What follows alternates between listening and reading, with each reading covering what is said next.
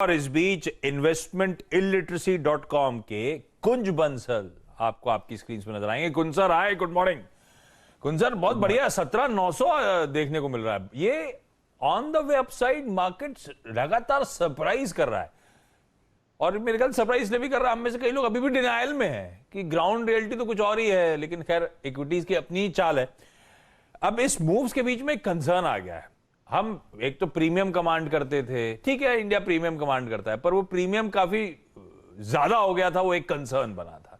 अब इस वापस मूव्स के बीच में फिर से वही कंसर्न इमिनेट हो रहा है कि हम ज्यादा फिर से एडिशनल प्रीमियम कमांड करने लगे हैं। वैल्यूएशन को लेकर वापस दिक्कत आने वाली है क्या? क्योंकि जो इंडिया की परफॉर्मेंस थी, हाँ उम्मीद से अच्छी थी, लेकिन ईपीएस ओवरऑल कट सी आए ना। जी हाँ, तो ये कंसर्न क्या है कि अनफॉर्चुनेटली दोनों तरफ हो जाता है। अब हम ऊपर आ गए हैं तो कंसर्न है कि वैल्यूएशन, जब हम नीचे थे जून में तो कंसर्न था कि क्या हो गया, इकोनॉमी खत्म हो गई क्या, हिंदुस्तान बंद होने वाला है क्या, मार्केट बैठ जाएगा क्या। तो इसका कोई अंत नहीं है। पर मैं आता हूं आपके प्रश्न पे सेंसिबल और जेन्युइन जवाब देने के लिए। वैल्यूएशन एक फंक्शन है मार्केट में डिमांड और सप्लाई का भी, बिसाइड्स फाइनेंशियल्स तो इंपॉर्टेंट है ही, मैक्रो इकोनॉमी की performance as well as micro यानी कि कॉर्पोरेट्स की इंडिविजुअल परफॉर्मेंस का फंक्शन तो है ही है, पर demand and supply, market sentiment या लिक्विडिटी इनफ्लो का भी फंक्शन है। और अब हम देख रहे हैं कि करीब 7-8 महीने की डोमेस्टिक इनफ्लोस तो हमेशा से थे, म्यूचुअल फंड्स में, रिटेलर्स डायरेक्टली और म्यूचुअल फंड के थ्रू, और डोमेस्टिक इंस्टीट्यूशंस में भी। पर ग्लोबल इनफ्लोस हम जानते हैं कि 7-8 महीने नेगेटिव थे, करीब $10 बिलियन के आसपास, और अब पिछले करीब 1 महीने, सवा महीने से पॉजिटिव टर्न हुए हैं, और ऐसा लगता है कि चलते रहेंगे। अब अगर ये चलता रहेगा कि ग्लोबल इनफ्लो आता रहेगा, डोमेस्टिक इनफ्लो भी कम, भी भले थोड़ा कम हो गया है, जो हम म्यूचुअल फंड इनफ्लो नंबर्स जो जुलाई के आए थे उसमें देखें तो, पर फिर भी नेट पॉजिटिव है। तो ऐसे में ऐसा लगता नहीं है कि वैल्यूएशन करेक्शन मिलेगा या उसकी वजह से बाजार में नीचे आने जैसा। इनफैक्ट जो आपने खुद कहा कि डिनायल में ही ज्यादा बाजार चलता रहता है, डिसबिलीफ में ही चलता रहता है।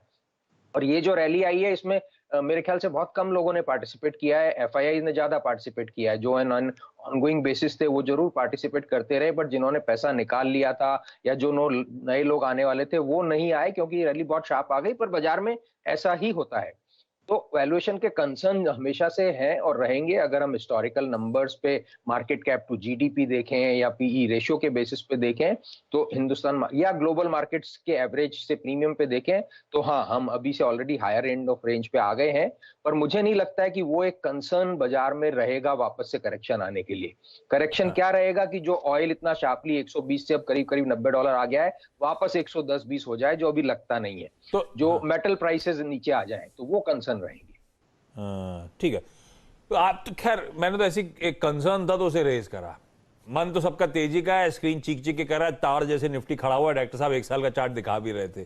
तो फिर कौन सर, यहां से मोमेंटम के और ट्रैक्शन के और तेजी के कैटलिस्ट क्या रहने वाले? जी हाँ, तो मुझे लगता है कि मोमेंटम, तेजी, ट्रैक्शन, आपने अच्छे शब्द यूज किए, उनका मेजर ट्रिगर या मेजर रीजन तो ग्लोबल एफआईआई फ्लोज ही रहेंगे। तो ऑब्वियसली एक अंडरलाइंग अजम्पशन है कि वो पॉजिटिव रहेगा, तो क्योंकि वो डिमांड को क्रिएट करते रहेंगे। अब हम उसको एक्सटेंड कर सकते हैं कि वो क्यों आएंगे या किस फंडामेंटल्स को देख रहे हैं। तो वो इन फंडामेंटल्स को देख रहे हैं कि जैसा अभी मैंने बात की, कमोडिटी प्राइसेस में जो शार्प करेक्शन पिछले 4 से 5 महीने में हो गया है। ऑयल का मैं ऑलरेडी बोल चुका हूं, 120 से कल का इनफैक्ट 3-4% का करेक्शन था, ग्लोबल मार्केट्स में बहुत शार्पली हो गया है। करीब करीब सारे मेटल प्राइसेस, फेरस और non ferrous, steel, aluminium, copper, zinc में करेक्शन हो गया और करेक्शन चालू है। अगर हम एफएमसीजी के रॉ मटेरियल्स की तरफ आए तो पाम ऑयल में करेक्शन चालू है, गेहूं में करेक्शन चालू है, दूध अभी भी थोड़ा सा ऊपर है और या बल्कि ऊपर की तरफ बढ़ रहा है, मिल्क, बट अदरवाइज उसमें भी करेक्शन चालू है। तो इन करेक्शंस की वजह से जो कंपनीज के नंबर्स में, मान लीजिए सितंबर में नहीं भी आता है, दिसंबर में फिर से मार्जिन इंप्रूवमेंट आ जाएगा, वो एक ट्रिगर है बाजार का। ऑलरेडी बाजार ने कुछ डिस्काउंट कर लिया है, पर मुझे लगता है वो एक है। दूसरा है कि मानसून की नॉर्मलसी, ऑफ कोर्स कई जगह एक्सेस हो गई है, बाढ़ आ गई है, पर फिर भी वो एक ट्रिगर है कि उसकी वजह से क्रॉप अच्छा होगा।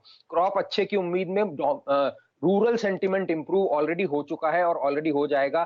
तो जहां बीच में रूरल कंजम्पशन थोड़ा सा स्लो डाउन होता हुआ दिख रहा था या हो गया था जून क्वार्टर तक, वो जुलाई में अगर हम सेकेंडरी मार्केट चेक करें तो इंप्रूव हुआ है। तो वो एक ट्रिगर रहेगा आने वाले टाइम में।